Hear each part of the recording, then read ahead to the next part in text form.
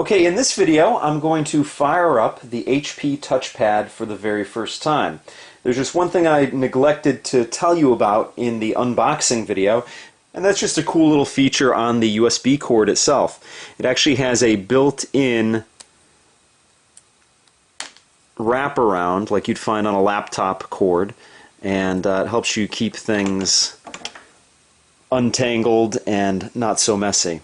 So what I'm going to do is I'm actually going to plug this in to the device itself and into the wall, because you're actually supposed to charge it before you use it. And I'm just going to plug it in, and then I'm going to fire up the device as I charge it for the very first time. So let's do that right now.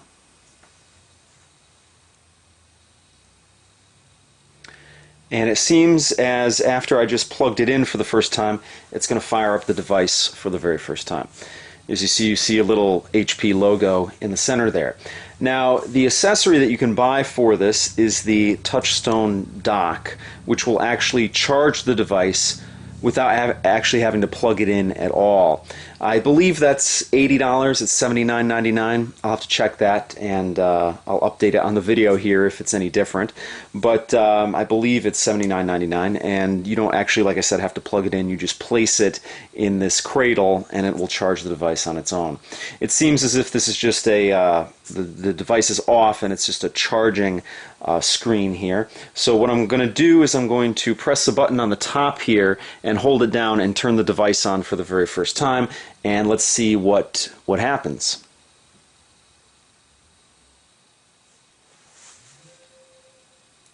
Okay, there we go. The first time powering it up, and it prompts me with whatever language I speak. Obviously, I speak English, so I'm going to click English. Interesting thing, German is first, so that's pretty interesting. English, Spanish, and then French. I wonder why German is first there. Probably just alphabetical order. Let's hit English here, and we do United States English here, and confirm English. Yes, confirmed. Okay, it asked me to connect to my Wi-Fi network, so the reason I put the edit in there is because I put in all the information for my Wi-Fi network. And everything seems really snappy and really responsive, and that's probably because of the 1.2 gigahertz dual-core Snapdragon processor that's in this device. As I said in my preview video, this device actually has more power on paper than the Apple iPad 2 or the Motorola Xoom tablet. So it stands to reason that it will be very responsive. Also, another thing I liked on the device, which I'll cover later, is that it actually, on the keyboard, it actually has the numbers on there as well, so you don't have to switch to another keyboard. But we'll get to that at a later time. Now, right here is the HP terms and conditions. Now, obviously, if I want to use this device, I have to accept these terms, so I'm going to accept them and not read them, as usual, and hit continue. Then it says HP Web OS account. An HP Web OS account is key to access critical HP services, such as the HP Marketplace, where you get your apps from. You can create a new account, or if you already have a Web OS account, you can do it here. I do not have a Web OS account, so I'm going to have to create a new one. So I'm going to click here.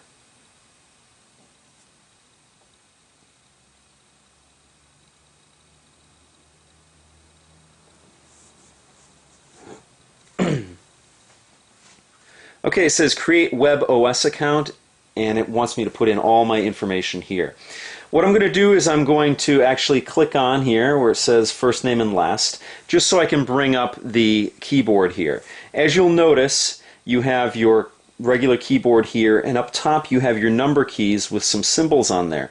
I actually like that much better than the Apple iPad 2 or the Motorola Xoom, because you don't have to switch to an alternate keyboard just to enter in keys, or just to enter in numbers, excuse me. The other thing I do like about it, which is included on the Motorola Xoom, is if you hit the Shift key, you get a capitalized representation of your letters. If you hit the Shift key again, you have your lowercase. So you know when you're typing uppercase or lowercase. So why don't I fill all of this information in, and I will see you on the other side of that. Okay, I just entered in all my information to set up a Web OS account, and it says Google Terms and Conditions. The reason this probably pops up is because my main address, my main email address, is a Gmail address. So I'm just going to, it says location services here. So that would be where the tablet knows your location and allows you to do location services based on that. I'll probably click on that to accept the terms on that.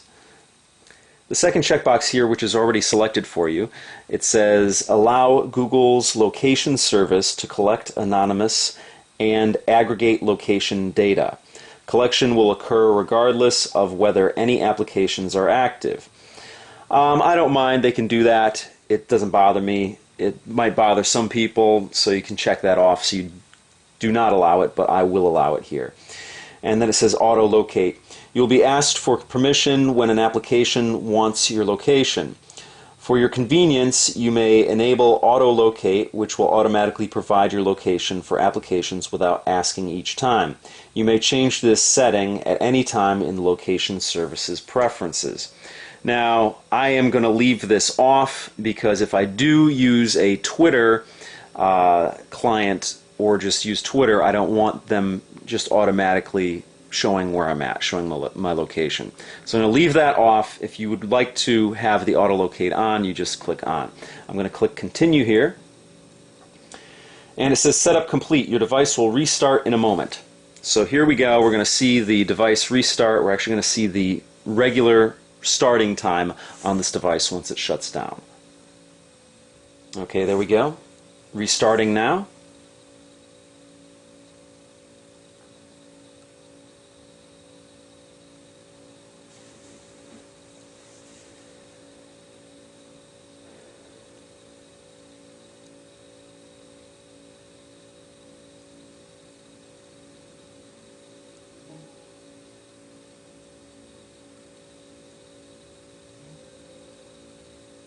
There we go. Here's my welcome screen, my home screen on the device. Now we're going to do an overview and a walkthrough of the device in my next video, but that was setting up the device and powering it up for the very first time. So that pretty much does it for this video. I'll see you next time.